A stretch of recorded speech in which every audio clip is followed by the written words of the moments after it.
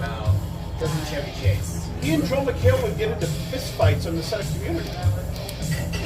Like, Joe McHale has been honest about this. He goes, yeah, we would fight physically. Because I read that he quit that because he couldn't expand his character any further. Well, McHale, I recently saw an interview with McHale, and he's like, all he would do is bitch about being here and having to be here and how bad the writing was, and we just all kept saying, you don't have to fucking be here. It's not a prison sentence. You can fucking quit. And is he notoriously like unprepared? Yep. Oh, they constantly had to put a bug in his ear to feed him his lines. He's like, well, I can't remember my lines because they're so bad. That's what Chevy would say. I can't memorize these lines because they're so horrible. Like, what a piece of fucking shit. Write better ones. Improv something better. Oh, no, that's not his job. Well, see, and that's where it comes in where, like, other beloved actors like Robin Williams create their own lines. Yep. Or Bill Murray, like Bill Murray, exactly.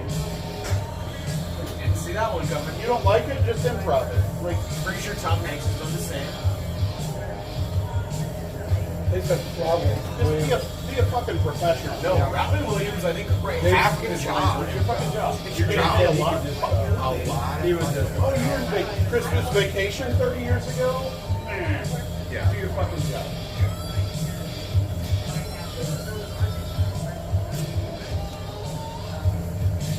Oh, you were really good at being Gerald Ford on Saturday Night Live 45 years ago? Well done. Do your fucking job.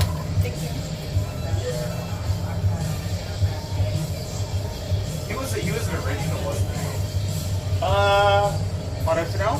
He might have been. Because I was gonna say He might have been added. real close. He might have been added Second or third season. second season. I feel like he was a second season add-on, but I'm not positive. I was gonna say, like, you do that and that should pay your way for whatever the fuck. Yeah. Unless you just, I mean, a lot of. I know John Belushi was an original. Yeah. Jane Dan Aykroyd. Those were all originals. And I didn't know about. I don't know if Aykroyd was an original. I don't know if he was, but how about The black guy was one of the guys. Oh, he was. Fucking forget his name all the time, but he was so good. How about Gene Wilder? He was pretty good. Gene Wilder was And, great. and Gilda Radner. Oh, Gilda was. They were, you know, a couple. The first few seasons were weird though. Like if you go back and watch episode 1, I think it was Carlin, if I remember correctly. Was it? And it was a lot of stand-up. There weren't a ton of sketches. There was a lot of stand-up with Carlin. As good as it gets. Yeah. But yeah, it was different. Season 1 was different. It really, it took a few years to really find an edge. And Chevy was great on it. Like, there wouldn't be the Jane, you ignorant slut without Chevy. But it's one of those things too where it's like you get too big for your britches. And it's like, this isn't good enough for me. It's like, well, you're riding out your career at the same time. Well, and it's kind of funny that he would still hang on to that ego like that late into his life when he hadn't been relevant really. I know. Decades. When was Fletch? 25 years ago? And you're trying to act like a fucking A-list? Shit, did you ever see, I don't think it's a super popular movie, but I grew up with it. It was called, Foul Play. Doesn't ring a bell. Had Goldie Hawn and Chevy Chase. It was about, and Dudley Moore was in it. Oh, he was funny. Yeah. No, so it was about like these. They were trying to find this film. Like there was film evidence of this like conspiracy. So they're trying to like, and it goes against like I don't remember if it was like the Pope or the Catholic Church or whatever. So like starts to like dig in, and Chevy Chase was an agent for the police trying to protect Goldie Hawn, who didn't Stacey know she had actually this living. film. Oh god. And Dudley Moore was like a BDSM like pedo creeper. Oh, God. It was awesome. It was such a. If you haven't seen it, it's from like the 80s. It's really I always liked Goldie. Years ago, we were at the theater in New York, and my wife's the biggest Goldie fan. And so we were at a break, and I went to get a drink, go to the bathroom, whatever. And I see Goldie and Kurt Russell. They're standing at the bottom of these steps. Oh wow! So I went back and I got my wife. I said, "Yeah, come here." See, and you can see him with the waist down. She said, "See the boots and the jeans? That's Kurt. It's Goldie." Are you kidding me? She goes tearing down the steps, and, and I hear her. She goes, "Oh, it is you guys. I love you. And I love your daughter too." And they're like, "Oh, we love you." And they gave her hugs and stuff. It's so funny. I love Kate Hudson. Yeah. I love Goldie. Oh God. Goldie just has that spirit.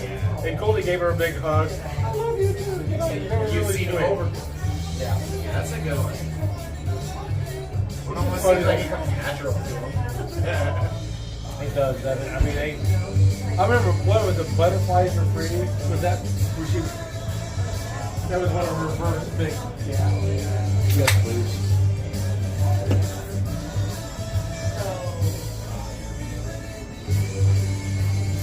I've also heard Tim Allen's complete shit too. Sucks when you get like That wouldn't surprise me at all. He's on cocaine. I just kind of know some of his beliefs, so it doesn't surprise me. you have like these beloved characters that aren't. He's super right wing. Oh, is he? Well, like I thought Chevy Chase was like beloved in like the Christmas or the vacation series. So I just learned about Chevy Chase's like assholeness in the last year or two. I had no idea. Oh, it's been a while. Oh yeah, I know it has. Yeah, I just yeah. found out recently. Right?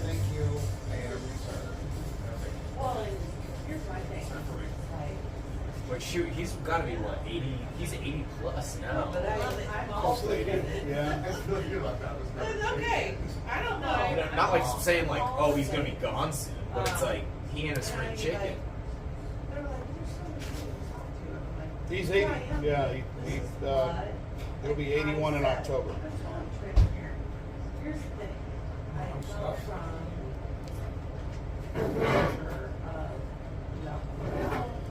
Yeah.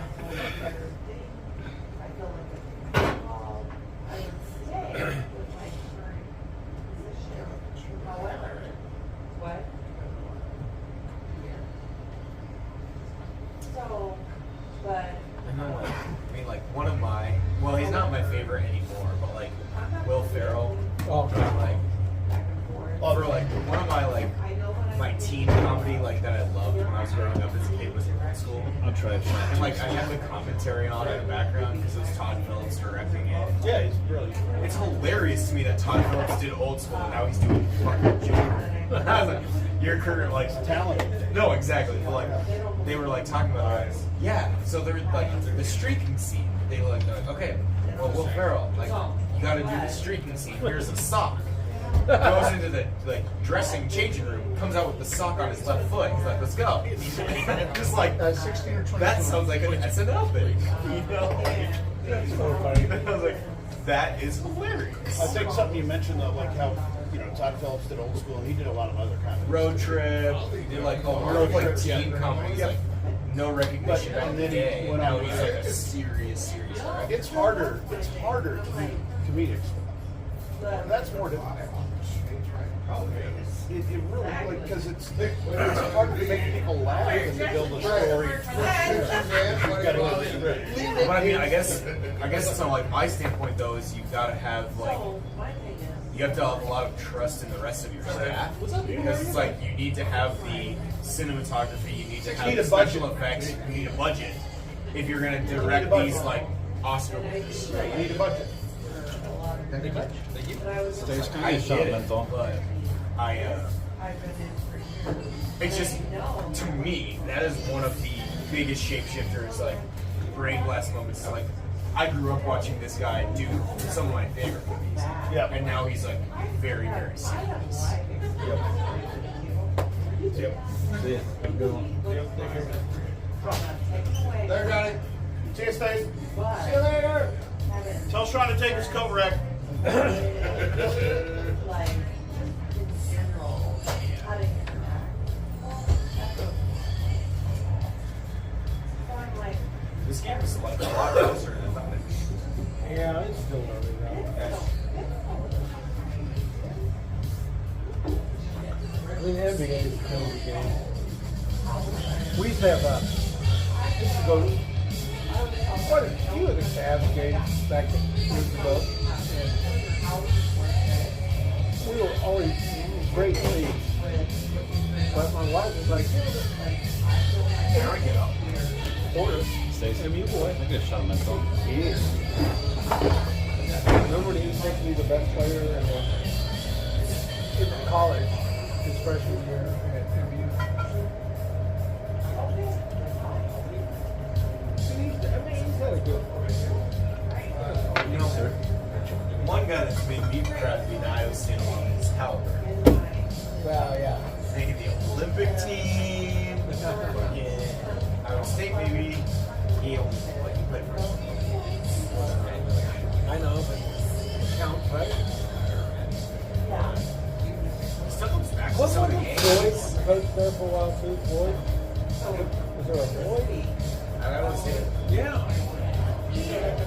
There was a Floyd. Oh, I guess not. Never mind.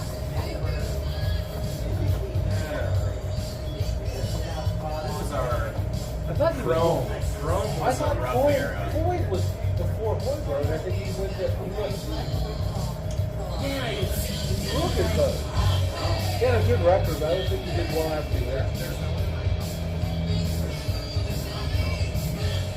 That doesn't sound familiar. I was down in watching a Tulsa lot. one time, and I'm meeting somebody in the lobby of the hotel I'm staying at to go to dinner. So I'm down there, and I see this guy walking along, shuffling along with a cane, and his brother Dutch. Or, you know, he passed. I said, "Hey, coach." He's like, he's friendly. You know, he's got naked. You know,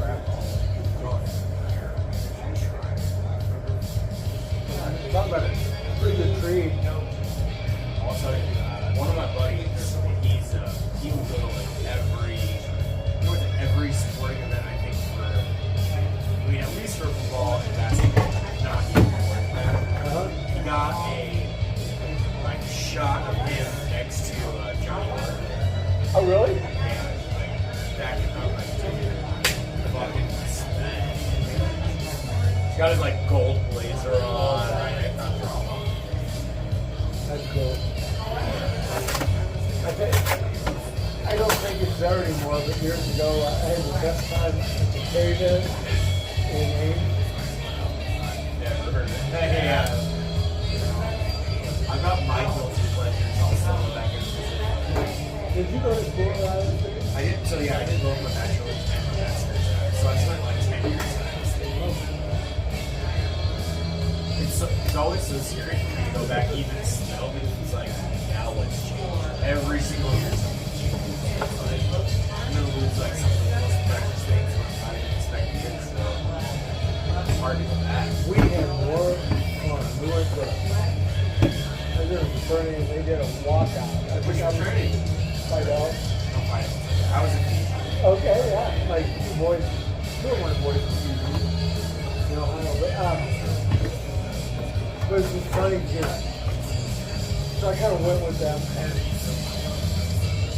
we're at the game and there's this thing going with one of our girls. It was pretty and it was what a night. By the fourth time. Yeah. That was like number one in the nation at the time, and always so it always takes me back to that. But it hasn't been around for a while. But the cave-in.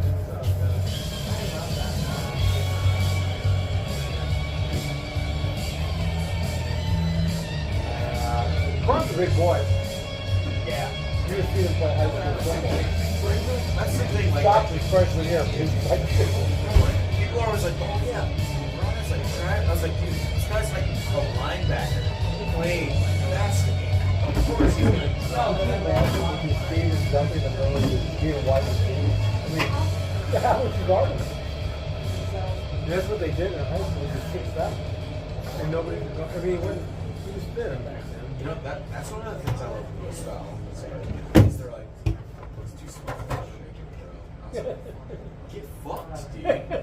And then he goes to like, well, I think he got drafted at like the Panthers from like his second year, goes to the, or no, Panthers got drafted or auditioned or tried out for the Packers. He gave Aaron Rodgers number 2, and I'm like, Yeah. bitch ain't small at all. He's a number 2. Yeah. This guy's making a name for himself.